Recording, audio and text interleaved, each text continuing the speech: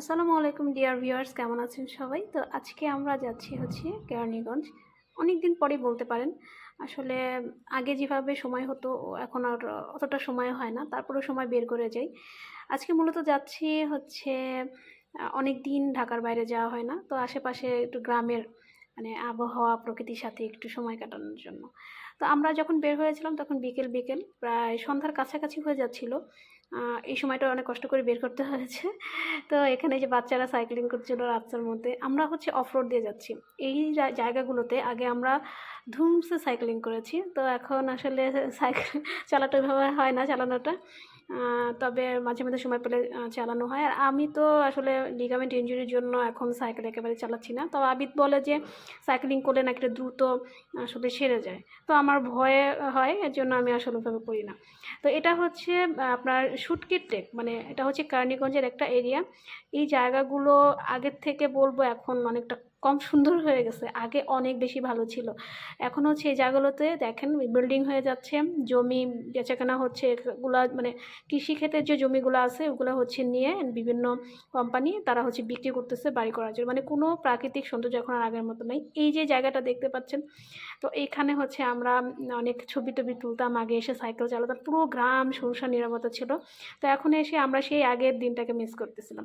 এই পাশে হচ্ছে খাল ছিল, খালটা ভরাট করে ফেলছে, খাল ভরাট করে এখানে হচ্ছে জমি বিক্রয়ের পোস্ট করা হয়েছে দেখলাম। তো এই যে পাশে যে দেয়াল দেখতে পাচ্ছেন, এখানে দেয়ালটা ছিল না।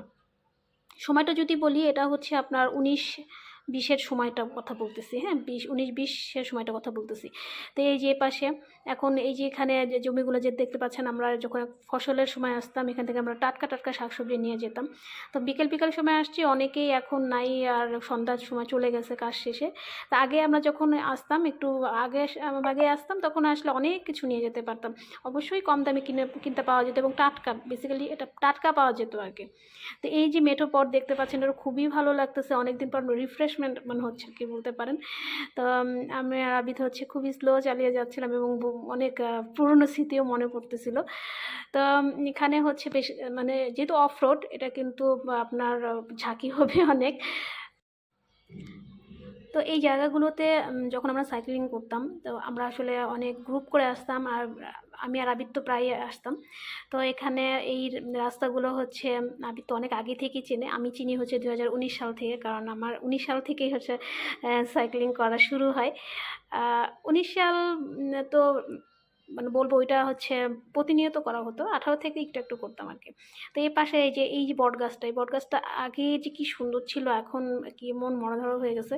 আর এই যে রাস্তাটা, এটা হচ্ছে সুটকি টেকের আরেকটা রোড। আমরা এই যে এখন এই রোডটা আসলাম, এটা হচ্ছে এটা নামটা ভুলে গেছি। এটা হচ্ছে আমি হচ্ছে আমাদের বড় ভাই আছে এনাম ভাইয়া, ওনার সাথে গিয়েছিলাম, উনি উনি আমাদের এদিকটাতে নিয়ে গেছিলো।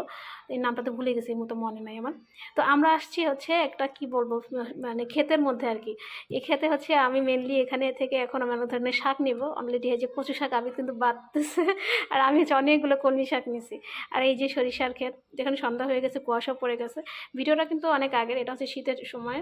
তো এখানে এই যে যেহেতু সন্ধ্যা হয়ে গেছে, এই যে পাখি কলকাকলি, ওই যে উপরে পাখি সব বসে আছে, আপিত হচ্ছে নিচেতে ভিডিও করতেছিল। আর আমরা এখন চলে যাব। তো এই যে মাঝে মধ্যে একটু আসলে যে বাইরে না বেরোলে হয় না, একঘেয়েমি অনেক কাজ করতে হয়, যেহেতু আমাদের ই কমার্স ভিত্তিক বিজনেস। তো সেক্ষেত্রে আমার তো অল টাইম হচ্ছে মোবাইল ল্যাপটপের দিকে তাকায় থাকতে হয় এবং কাজ করতে হয়। মাঝে মাঝে চোখটাকে একটু সবুজের মধ্যে নিতে হয়, যদিও আমার বাসায় গাছ আছে, কিন্তু তারপরও। তা আবিদ এই তো, তার এখানে এই যে এগুলো করতেই হবে, সে অনেক অ্যাডভেঞ্চার, আর আমি এগুলো একটু ভয় পাই। অনেকে যাচ্ছিল আর বলতেছিল, ভাই আপনি তো নামাইলেন, তো উঠাইতে পারবেন, মানে বলতেছিল। ওরা তো আর বুঝে না এসে একে আবির যে কে, এটা তো আর বুঝতে পারতেছিল না। তো যাই হোক, এই তো আমরা এখন ফিরতেছি বাসায়, আলহামদুলিল্লাহ ভালোই গেল। তো এই যে বাসায় ফিরে আসছি এবং আপনাদের দেখাচ্ছি কী কী নিয়ে আসছি।